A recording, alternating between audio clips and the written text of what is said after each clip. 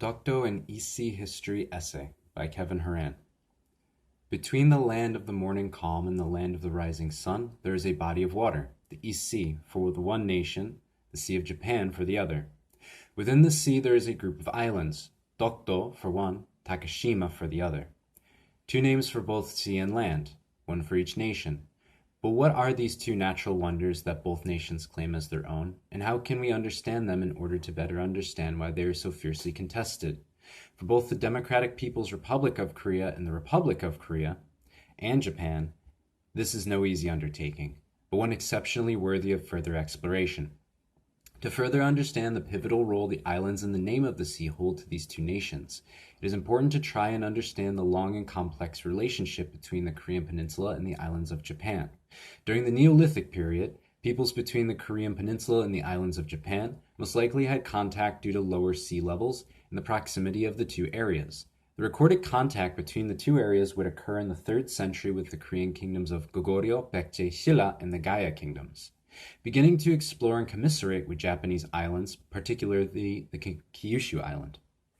Settlers, traders, craftsmen, and others migrated to the Japanese islands from the Korean Peninsula. Diffusion of Korean and Chinese culture was introduced to the early states of Japan during these periods of exchange. These included the Hanja writing system, Sinicized and Koreanized Buddhism, Sinicized statecraft, and other features of mainland art, culture, politics, architecture, farming, and metallurgy. Over time, the relationships between the kingdoms of Korea and the developing states and kingdoms of Japan would shift and drastically change, coming to a violent head for the first time with the Mongol-ruled Yuan dynasty invasions of Japan. During this time, a unified Goryeo kingdom was a vassal state of the Yuan dynasty in China and Central Asia. The two combined forces attempted 2 major invasions of the Japanese islands, but were ultimately repelled.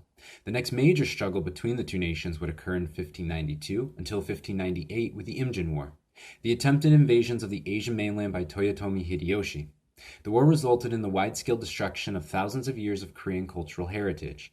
This costly and destructive engagement between Joseon Korea and Ming China against the unified daimyo states of Japan under Hideyoshi would leave a deep cultural legacy in the collective psyches of all 3 nations. The next major turning point in the relationship between Korea and Japan would be the occupation and then annexation of the Korean Peninsula as a colony of Imperial Japan. The occupation began to develop during the end of the 19th century when the Empire of Japan began to wrestle various territories such as Okinawa and Taiwan from the sphere of influence of Qing China. Korea was also one such territory at this time, and by 1910, Japan had annexed Korea as a colony. The following years between 1910 to 1945, which saw the surrender of Imperial Japan to the Allies, were ones of bloodshed, strife, pain, and exploitation. The Korean populace was placed under a heavy yoke by their imperial rulers, including atrocities and crimes against humanity inflicted upon the colonial territory. These wounds and scars, many still bore by living witnesses and victims today, have not yet fully healed. Many of the women during the colonial period who were forced into sexual slavery, the comfort women, have not forgotten about their agonizing experiences during the colonial era. For Koreans, the atrocities and feelings of powerlessness have not been fully ameliorated by time. The perception for Koreans today is that the Japanese claims over Dokdo and the naming of the EC as the Sea of Japan are constant reminders of the upheaval and pain of the colonial era and the lack of contrition that they experienced from their former colonizer, the abhorrent memory of their homeland being suddenly and violently extracted from them by a foreign yet familiar entity. As for Japan, the claims on the island and the naming of the seas as the Sea of Japan may come from a desire to continue the prestige the nation felt during their time as a major superpower on the world stage. This may be exacerbated by the reality of an island home that is predicted to lose land due to rising sea levels, an aging population, and the abdication of an emperor. This leaves us to observe and try to understand the islands and the sea as they exist in nature. It would be prudent to begin with the islands. Dokdo in Korea and Takashima in Japan, the islands are known elsewhere as Liankou Rocks, named after a French whaling ship which, in 1849, was almost wrecked on the shores of the island. The islands themselves have 2 larger main islets and other smaller rocks that rise up out of the sea. The 2 islets are distinct in that one, the western island, is larger, but the other, East Island, has more surface area that can be suitable for human usage for buildings like lighthouses, a police station, and desalination plants. The islands are believed by geologists to have formed 4.5 million years ago from volcanic activity. The western island bears a mountainous terrain and peak and is dotted by various caves. The climate of the islands include high precipitation, regular winds, and a generally warm and humid atmosphere. The water surrounding the island stays relatively warm due to currents from warmer areas batting the coast. The islands are home to a surprisingly diverse amount of flora and fauna. The islands provide ample fishing areas and historically hosted an area that was frequented by whaling ships. There is a belief that the now extinct Japanese sea lion may have once populated the islands as well. Another important and distinctive trait to note about these islands is that they are also believed to be rich in natural gas. The natural gas found in the vicinity of Dokdo can potentially be utilized for energy consumption purposes. In addition to the aforementioned significance Dokdo holds in regards to national identity for Koreans and Japanese, the use of the island for fishing and the collection of natural gas for fuel are certainly strong drivers for the disputation as well.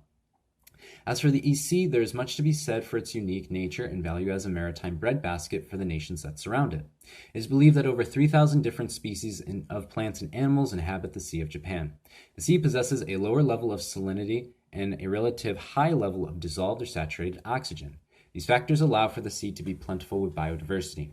The waters remain relatively warm and feature monsoons during the regular monsoon season. Despite the more common international use of Sea of Japan, the debate in regards to the accepted name of this body of water continues today.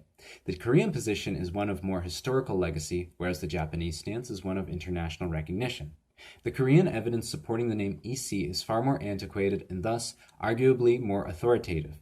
The precedent for the name EC is much older, having been mentioned in the Annals of the Three Kingdoms, the Lay of King Dongmyang, a text from 59 BCE that predates the first written mention of the name Sea of Japan. Within the past 20 years, both Korea and Japan have continued to search historical evidence supporting one name over the other. In sum, it would appear that while Sea of Japan became the more utilized name in the international community around the turn of the century, with its origin being found in 1602 with the Italian Jesuit Matteo Ricci's records, evidence seems to suggest that Western maps from the 16th to the 18th centuries used the interchangeable combination of Sea of Korea, Eastern, Oriental, Eastern Sea, and Sea of Japan. This would suggest that since no single name was used exclusively at any one time before the 1900s, thus all of these various names can be perceived as equally valid. However, the older Part 2 of 2, between the land of morning calm and the land of the rising sun there is a sea. One land calls it the East Sea, while the other land calls it the Sea of Japan. Within the sea there is an island. One land calls it Dokdo, the other calls it Takeshima. Two lands, one sea, and one island. To understand the sea and the island, one must try to understand these two lands and their complex and painful history and the relationship they have with one another. As mentioned before, this is no simple or easy undertaking, but certainly one that is worth the effort and certainly deserving of our attention and research. Perhaps one day these two lands, the land of morning calm and the land of the rising sun, can come to a peaceful and equally accepted decision on the state of the EC and Dokdo. But until that time, let us look forward to the future and be fully aware and understanding of the past.